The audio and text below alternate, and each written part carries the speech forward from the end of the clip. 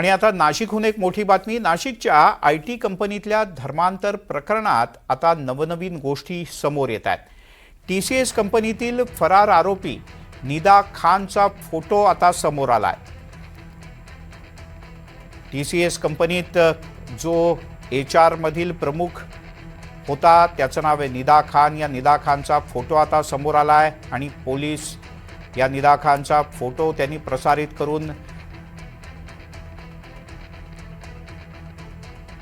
तिच्या अटकेच्या करता तिला ताब्यात घेण्याकरता आता पोलिसांनी सापळा रचायला सुरुवात केली आहे। नाशिकच्या टीसीएस या आयटी कंपनीतल्या कॉर्पोरेट धर्मांतराचा मुद्दा सध्या राज्यातच नाही तर देशभरात गाजतोय आणि यामध्ये टीसीएस कंपनीतील फरार आरोपी निदा खानचा फोटो आता समोर आला असून पोलीस तिच्या मागावर आहेत।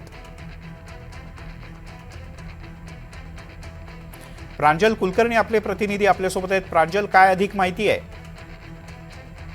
आपण जर बघितलं तर या टीसीएस कंपनीमधील धर्मांतरासाठी दबाव आणि विनयभंग असेल यासोबतच एक बलात्काराचा देखील गुन्हा या संपूर्ण प्रकरणामध्ये दाखल झालेला होता। यामध्ये खरं तर आतापर्यंत पोलिसांनी 8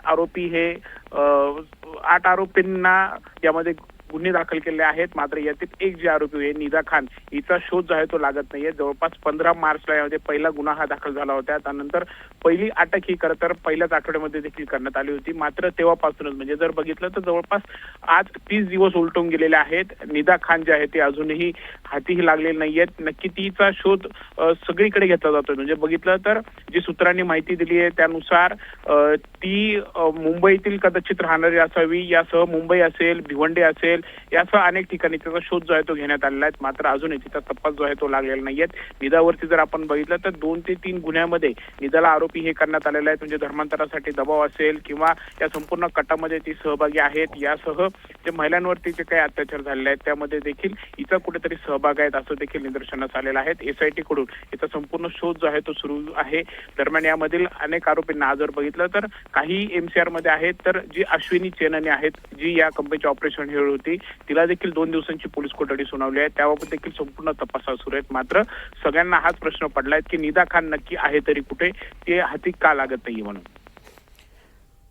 प्रांजल, तुर्तास धन्यवाद या सगळ्या माहितीबद्दल।